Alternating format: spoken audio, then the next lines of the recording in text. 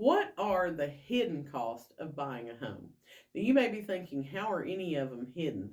They're not necessarily hidden, that they're a secret, but they're things that a lot of times buyers don't think about when they're going to purchase a home. People think about down payments, but are you thinking about the closing cost? If you get 100% financing, that's not going to include your closing costs. So you're still going to have to pay credit report, appraisal reports, loan origination, escrow setup, and that can often lead to several $1,000s worth of cost. So you need to make sure when you're getting qualified that you find out from your lender exactly how much you need in closing costs. And if you don't have that money, then we're going to have to work that into the deal and ask the seller to pay those closing expenses for you.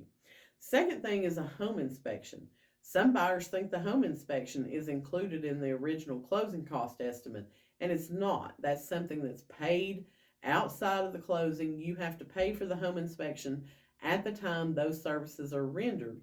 Normally, it's going to run you $400 to $500 for a home inspection, and nobody should ever buy a house without getting a home inspection done. So just be aware, home inspections are going to cost you $400 to $500. They do have to be paid up front before that inspector will do the inspection. The third thing is homeowner's insurance and or flood insurance. A lot of people get sticker shock when they start shopping homeowner's insurance these days.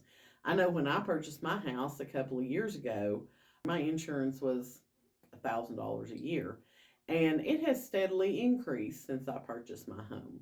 So sometimes when people go under contract, they're not thinking about getting the homeowner's insurance early in the process, but that is one of the first things you need to do is start shopping that insurance and make sure you can afford that inside of your monthly payment.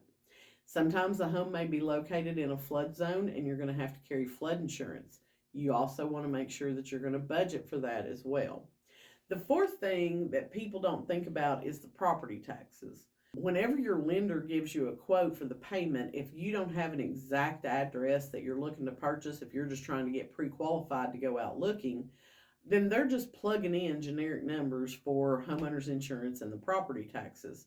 So once you've identified a property you're interested in, you definitely want to find out how much the taxes are, because if it's in the city, then obviously you're paying city and county taxes, and that could affect the amount of your payment each month. The last thing that buyers don't think about, and this comes into play after you've already purchased your home, is having an emergency fund for maintenance and repairs to your home. Even if you buy a new construction home, you need to have an emergency fund, because guess what? Anything can happen. You don't want to be in a position of waking up on a Saturday morning and it's 95 degrees outside and all of a sudden your HVAC goes out.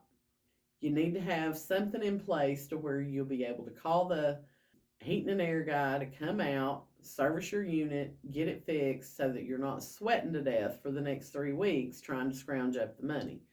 Put a little bit aside out of each one of your paychecks so that when an emergency comes up, you're not in a panic mode situation. If you want an agent who can help walk you through the purchase process and warn you about these things up front, be sure you reach out to me and let's talk.